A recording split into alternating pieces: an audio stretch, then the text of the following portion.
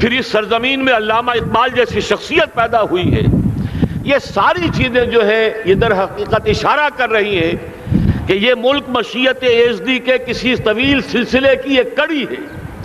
اور وہ سامنے آ گیا تھا کہ سن 47 میں یہ قائم ہوا ہے، اور پورے 9 مہینے بعد 14 اگست اور 13 مئی، 14 اگست سن 47 اور 13 مئی سن 48، پورے 9 مہینے بعد اسرائیل عالم وجود میں آ گیا. اللہ تعالیٰ نے اس عالمی بیماری، اس کے لیے جو علاج ہے وہ پہلے پیدا کیا ہے. جیسے کہ حدیث میں آتا ہے ما انزل اللہ من دائن الا انزل لہ دوان، اللہ تعالیٰ نے کوئی بیماری ایسی نہیں اتاری کہ جس کا علاج بھی نہ اتار دیا ہو.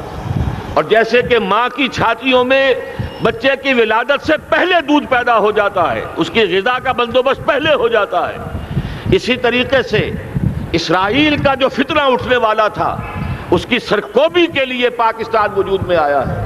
اور آج وہ مرحلہ آ گیا ہے، تاریخ کا ایک عظیم موڑ. آپ دیکھیں گے کہ بڑی مشابہت پیدا ہو گئی ہے.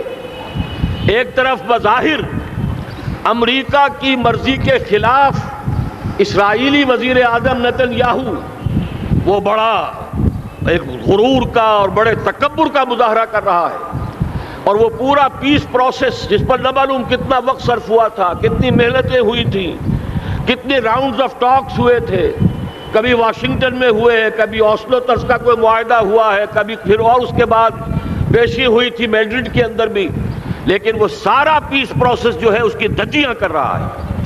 وہ وقت بالکل قریب نظر آ رہا ہے کہ یروشلم کے مسئلے پر وہاں بٹی دہک اٹھے گی.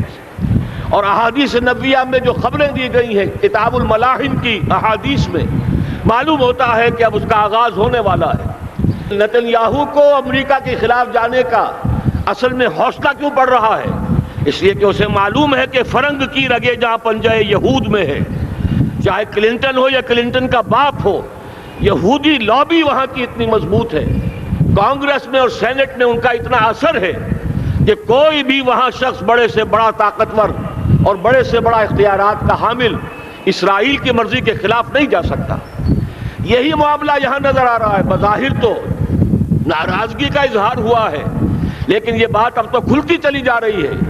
حقیقت یہ ہے کہ یہود اور ہنود کا بڑا گہرا لنک قائم ہو چکا ہے، اور یہ بھٹیاں اب دونوں طرف دہکیں گی. میں اس سے پہلے بارہا کہہ چکا ہوں، ملت اسلامیہ تقریباً 150 کروڑ افراد پر مشتمل ہے، لیکن اس میں سے تقریباً 20 کروڑ عرب ہیں. ان کو اللہ نے خصوصی فضیلت دی تھی. یہ تھے کہ جن کی زبان میں قرآن نازل ہوا، خود محمد عربی صلی اللہ علیہ وسلم عرب تھے، انہیں جو فضیلت عطا کی تھی. لیکن بدقسمتی سے اس دور میں آ کر بھی انہوں نے آزادی حاصل کرنے کے بعد بھی اپنا قبلہ درست نہیں کیا. کسی نے ماسکو کی طرف رخ کیا، کسی نے واشنگٹن کا رخ کیا، اللہ اور اس کے رسول کی طرف رخ نہیں ہوا. واقعہ یہ ہے کہ مجرم ہیں. دوسرے بڑے مجرم 150 کروڑ میں سے 10% یہ 15 کروڑ مسلمان ہیں. حالیہ جو سینسس ہمارا ہوا ہے اس کے بعد اندازہ ہو رہا ہے کہ یہاں کی آبادی 15 کروڑ ہو چکی ہے. 10% امت مسلمہ کا مسلمانان پاکستان ہے، اور یہ اس اعتبار سے کہ اسلام کے نام پر ملک بنا کر نصف صدی گزار چکے، لیکن یہاں پر اسلام کا بول بالا نہیں ہوا، کتاب و سنت کی بالا دستی کر اعلان نہیں ہوا. دستور میں ساری اسلامی دفعات موجود، لیکن اس کے ساتھ ہی ایسے خلا موجود، چور دروازے موجود کہ کوئی دفعہ بھی مؤثر نہیں ہے. یہ منافقت کا پلندہ لے کر ہم چل رہے ہیں اس دستور کو، اس دستور مملکت پاکستان کو. لہذا واقعہ یہ ہے کہ یہ بھٹی جو ہے اب ہماری آزمائش کے لیے آگ آد ابراہیم ہے، نمرود ہے. کیا کسی کو پھر کسی کا امتحان مقصود ہے؟ اسی لیے میں نے وہ آیت بھی آپ کو سنائی، وَلَنَّبْلُوَنَّكُمْ بِشَيْءٍ مِّنَ الْخَوْفِ وَالْجُوعِ. آج کی صورتحال پر غور کیجئے، کس درجے یہ الفاظ ہمارے جو ہیں وہ ثابت ہو رہے ہیں اور جس اپلائی ہو رہے ہیں. ایک خطرہ پیدا ہو چکا ہے. واقعہ یہ ہے کہ کوئی کرائسس ہو، کوئی خطرہ ہو، کوئی اندیشہ ہو تو قوم جاگ جایا کرتی ہے. اور اس کے بعد حقیقت یہ ہے اگر ہم نے جرأت کر لی، اور مجھے یقین ہے کہ ہو جائے گا، کچھ لیت و لال ہے، کچھ تاخیر ہے، حکومت کے کچھ اعلانات دو طرفہ سے بھی آ جاتے ہیں، لیکن مجھے یقین ہے یہ دھماکہ ہوگا، یہ مشیت اعزدی ہے، یہ شدنی امر ہے، یہ ہوگا۔ اور اس کے بعد یقیناً اس آیت مبارکہ کا دوسرا لفظ ہم پر منطبق ہوگا، وَلَنَبْلُوَنَّكُمْ بِشَيْءٍ مِّنَ الْخَوْفِ وَالْجُوعِ۔ یہاں دوسرا لفظ بھوک کا لفظ ہے، ہم پر سختیاں آئیں گی یقیناً۔ الکفر ملت واحدہ، پوری دنیا امریکہ کی زیر سرپرستی ہمارے خلاف کھڑی ہوگی، ہمارے اوپر پابندیاں لگیں گی، لیکن شاید ہمارے جذبہ ایمانی کو بیدار کرنے کے لیے اللہ تعالیٰ اسی کو ذریعہ بنا دے، اور پھر اس کے ذریعے سے پورے عالم اسلام میں عوامی سطح پر جو ہمدردی پیدا ہوگی پاکستان کے ساتھ، اس کے آثار شروع ہو گئے ہیں۔ کبھی قطر کی طرف سے خبر آ رہی ہے، کبھی الاحرام کا جو ہے وہاں بات سامنے آ رہی ہے۔ معلوم ہو رہا ہے کہ جو بھی پبلک اوپینین ہے پورے عالم اسلام میں، اس کی وجہ کیا ہے؟ میں نے اپنے پچھلے جمعے کے خطاب میں عرض کیا تھا کہ جیسے پاکستان سلطنت خداداد پاکستان ہے، ایسے ہی اس کی ایٹمی صلاحیت یہ بھی خداداد ہے، اللہ نے چھپر پھاڑ کر ہمیں دی ہے۔ ایسا نہیں تھا کہ ہم نے لیبارٹریاں بنائی ہوں، ہمارے سینکڑوں اور ہزاروں سائنسدان ریسرچ میں لگے ہوئے ہوں، نہیں، اچانک اللہ تعالیٰ کی طرف سے ہمیں ایک نعمت غیر مترقبہ عطا ہو گئی ڈاکٹر عبدالقدیر کی شکل میں۔ پھر نہ معلوم کس کس ذریعے سے اس پروگرام کو آگے بڑھانے کے لیے جن پرزوں کی ضرورت تھی، کس کس ذریعے سے وہ پرزے یہاں پہنچے ہیں۔ یہ بھی خالص خداداد صلاحیت ہے، اور اس کو سمجھ لینا چاہیے کہ یہ ہمارے لیے ایک فرض کفایہ کے درجے میں ہے پوری امت مسلمہ کی طرف سے۔ اس کی وجہ کیا ہے؟ پورے عالم اسلام میں کہیں اور یہ صلاحیت موجود نہیں۔ کچھ ایٹمی دانت نکلنے کا امکان پیدا ہوا تھا عراق میں، آپ کو معلوم ہے کئی سال پہلے اسرائیل کے جیٹس آئے اور اس کی ایٹمی تنصیبات کو تہس نہس کر کے چلے گئے۔ اس کے بعد جو کچھ ہوا ہے خلیج کی جنگ میں، اس کا اگلا پچھلا کھایا پیا سارا اگلوا دیا، اور اس کے لیے جو پابندیاں ہیں شدید سے شدید تر ابھی تک چلی آ رہی ہیں۔ تو اچھی طرح سمجھ لیجئے کہ پورے عالم اسلام میں صرف ایک پاکستان ہے، پوری دنیا میں صرف ایک ملک ہے جو اسلام کے نام پر بنا، پورے عالم اسلام میں صرف ایک ملک ہے جس کے پاس ایٹمی استعداد ہے۔ ان دونوں چیزوں کو سامنے رکھیے تو پھر مشیت اعزدی میں مختلف چیزیں جو اللہ تعالیٰ کی اس تدبیر کے اندر موجود ہیں، اس کی کچھ نہ کچھ کڑیاں جو ہے ملتی نظر آتی ہیں۔ لہذا اگر یہ معاملہ اب ہو جاتا ہے تو یقیناً اگرچہ سختی آئے گی، وَلَنَبْلُوَنَّكُمْ بِشَيْءٍ مِّنَ الْخَوْفِ وَالْجُوعِ، لیکن ایک تو یہ کہ اس قوم کے اندر سے انشاءاللہ جذبہ ایمانی برآمد ہوگا، اس قوم کے اندر سے ایثار اور قربانی کے جذبات برآمد ہوں گے، پورے عالم اسلام کی اخلاقی سپورٹ اسے حاصل ہوگی۔ اور میں یہ سمجھتا ہوں کہ جیسے نوائے وقت نے بھی بہت اچھا کیا، کل یا پرسوں کے اپنے جو سر وقت پر وہ احادیث شائع کر دی ہیں، جن میں سے دوسری حدیث بڑی معنی خیز ہے۔ حضور نے فرمایا عصابتان احرزہم اللہ من النار، دو لشکر ایسے ہیں کہ جن کو اللہ تعالیٰ نے جہنم کی آگ سے چھٹکارے کا پروانہ دے دیا۔ وہ لشکر جو ہیں وہ جہنم کی آگ سے چھٹکارا پا گئے، احرزہم اللہ من النار۔ وہ دونوں لشکر کون سے ہوں گے؟ اصابت یغزو الہند، ایک وہ کہ جو ہندوستان پر حملہ آور ہوگا، اور دوسرا وہ جو حضرت مسیح علیہ السلام کے ساتھ جبکہ ان کا نزول ہوگا، اور اللہ تعالیٰ ایک مجدد، اس آخری دور کے مجدد کی حیثیت سے حضرت مہدی کو بھی ہمارے درمیان میں سے اٹھائے گا، اور پھر جو آخری فیصلہ کن جنگ ہوگی الملحمۃ العظمیٰ، اس کے لیے یہاں سے فوجیں جائیں گی ان کی مدد کے لیے۔ اب ان دونوں فوجوں کو ایک حدیث میں جمع کرنے سے اندازہ کر لیجئے کہ اس کا مطلب کیا ہے۔ یہ علاقہ پاکستان اور اس سے ملحق افغانستان، یہ علاقہ ہے کہ جو اسلام کا گہوارہ پہلے بنے گا، یہاں سے فوجیں جائیں گی، اور دائیں بھی اور بائیں بھی، مشرق میں بھی اور مغرب میں بھی، اور یہیں سے انشاءاللہ تعالی اسلام کا جو عالمی غلبے کا جو وعدہ ہے اللہ کا، کی خبر دی ہے محمد الرسول اللہ صلی اللہ علیہ وسلم نے لا يبقى على الارض بیت وبر ولا مدر الا ادخلہ اللہ کلمۃ الاسلام، اس روئے ارضی پر کوئی گھر بچے گا نہ خیمہ بچے گا جس میں اللہ تعالیٰ کلمہ اسلام کو داخل نہ کر دے۔ وہ حدیث کے جس کے بارے میں فرمایا گیا، حضور نے ارشاد فرمایا، حضرت ثوبان سے روایت ہے کہ اللہ تعالیٰ نے میرے لیے ساری زمین کو سمیٹ دیا۔ ان اللہ زوالی الارض فرأیت مشارقہا و مغاربہا، میں نے اس زمین کے سارے مشرق دیکھ لیے، سارے مغرب دیکھ لیے، لیکن یہ جان لو ان امتی سیبلغ ملکہا ما ذوی لی منہا، میری امت کی حکومت ان تمام علاقوں پر قائم ہو کر رہے گی جو پوری زمین کو لپیٹ کر مجھے دکھا دیے گئے۔ یہ وعدہ پورا ہونا ہے، اور اس وعدے کا نقطہ آغاز یہی سرزمین، اور جیسا کہ ہمیں افغانستان میں آثار نظر آ رہے ہیں، ایک خالص دینی مذہبی حکومت قائم ہو چکی ہے۔ افغانستان کا 80% علاقہ امن کا گہوارہ بن چکا ہے، علماء کی وہاں قیادت ہے اور حکومت ہے۔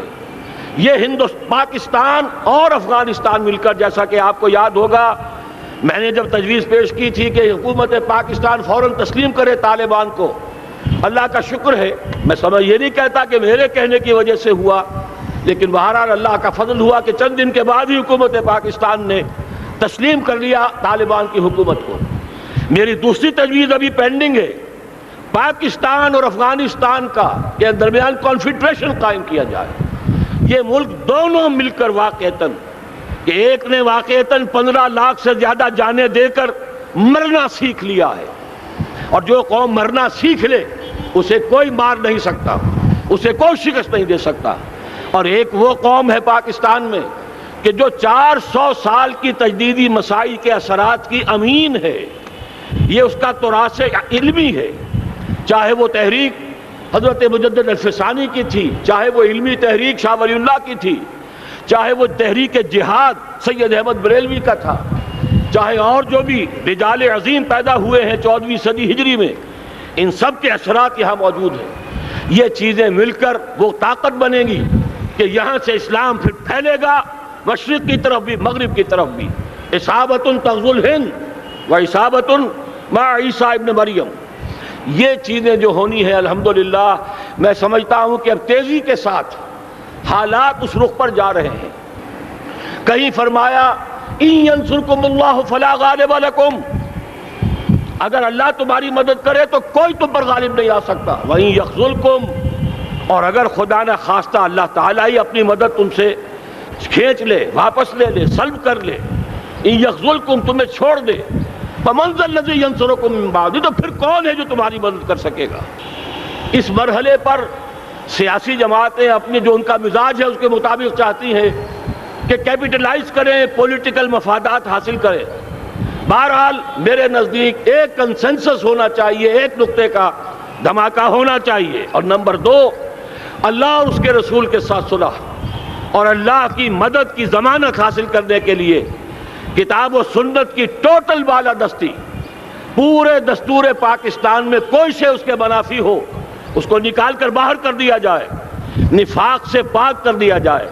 جیسے دعا ہے اللہم ربنا طہر قلوبنا من النفاق، اسی طرح دعا مانگیے کہ اللہ ہمارے ملک کے دستور کو نفاق سے پاک کر دے، اور وہ ساری ترامیم جن کا کہ ہم نے ایک مہم بھی چلائی تھی، وہ ترامیم جس کا تقریباً وعدہ کیا تھا نواز شریف صاحب نے، جس کے لیے 2 مرتبہ ایک محفل میں کہا تھا راجہ ظفر الحق صاحب سے کہ راجہ صاحب پھر تیاری کیجئے اور دستور کی ترمیم کا بل تیار کیجئے، لیکن یہ کہ معلوم ہوتا ہے کوئی بڑا ہاتھ ایسا تھا جس نے روک دیا ہے۔ یہی ہاتھ ہے جو آج ہمیں ایٹمی دھماکہ کرنے سے روک رہا ہے۔ ہمیں چاہیے کہ یہ دونوں دھماکے بیک وقت کریں، اور ان دونوں دھماکوں کے بعد پھر چاہے دنیا کی کوئی طاقت ہماری دشمن بن جائے، ہمارے لیے اللہ تعالیٰ کی مدد و نصرت ہوگی۔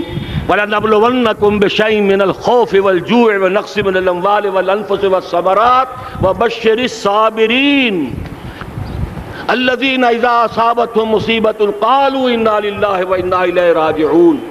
تو قوم انشاءاللہ تعالی، میں یہ سوچا کرتا تھا قوم مردہ ہے، بے حس ہو چکی ہے، دین سے عام طور پر بیزاری پیدا ہوتی جا رہی ہے، جو ہمارے دینی قیادت ہے اس سے بھی لوگوں کے اندر مایوسی پیدا ہو رہی ہے۔ کیسے ہوگا؟ میں نے بارہا کہا جب میں یہ شواہد دیکھتا ہوں جو حدیث میں ہے، جس کی خبریں دی گئی ہیں، 400 سال کی تاریخ دیکھتا ہوں، تو مجھے پاکستان کا مستقبل بہت شاندار نظر آتا ہے۔ یہ تو مشیت ایزدی میں کسی بہت اہم رول کو پلے کرنے کے لیے قائم ہوا ہے۔ جب میں زمینی حالات کو دیکھتا ہوں تو مایوسی ہوتی ہے، لیکن میں یہ سمجھتا ہوں کہ وہ وقت آ گیا ہے کہ جس میں یہ قوم جھنجھوڑی جائے۔ ایک دفعہ کا یہ جھنجھوڑا جانا انشاءاللہ تعالی ہمارے بہت سے دل اندر دور کر دے گا۔ آخر چینی کیا تھے؟ ایک 10 صدی پہلے کے چینی افریقی قوم آج کہاں سے کہاں پہنچ گئی ہے۔ ہمارے اندر بھی چاہے یہ کہ اوپر راکھ ہے، اندر چنگاریاں ہیں، ان چنگاریوں کے بھڑکنے کا وقت آ گیا ہے، اور انشاءاللہ العزیز اسی ایٹمی دھماکے سے اس پورے عمل کا جو ہے آغاز ہو جائے گا، جس سے یہ سرزمین پاکستان اسلام کا گہوارہ بنے، اور پھر یہاں سے پوری دنیا میں اسلام کے غلبے کی جد و جہد کا آغاز کیا جائے۔ بس میں اسی پر اکتفا کر رہا ہوں۔ اللہ تعالیٰ سے دعا کرتا ہوں کہ وہ ہمارے حکمرانوں کو، اگر تو کوئی تاخیر ہو رہی ہے انتظامی امور کی وجہ سے، کوئی بات نہیں، بہرحال معاملہ ایک اچانک ہو گیا ہے، لیکن مجھے توقع ہے کہ انشاءاللہ وہ دھماکہ ہوگا اور جلد ہوگا۔ اگر کوئی تذبذب ہے تو ہم اللہ تعالیٰ سے دعا کریں گے وہ نواز شریف صاحب کے دل کو پھیر دے اور اس کے اندر استقامت پیدا کر دے، اور دوسرے یہاں کی سیاسی جماعتوں کو بھی یہ توفیق دے کہ کوئی اور سیاسی مسئلہ اس وقت نہ اٹھائیں، اور جو بھی یہاں پہ مذہبی اور دینی عناصر ہیں انہیں اللہ توفیق دے کہ وہ اس دھماکے کا مطالبہ کرنے کے ساتھ ساتھ، بلکہ میں یہ سمجھتا ہوں کہ اس سے بھی زیادہ زوردار انداز میں دستور پاکستان سے منافقت کے خاتمے اور کتاب و سنت کو سپریم لا قرار دینے کی ترمیم جو ہے اس کا دھماکہ بھی کیا جائے۔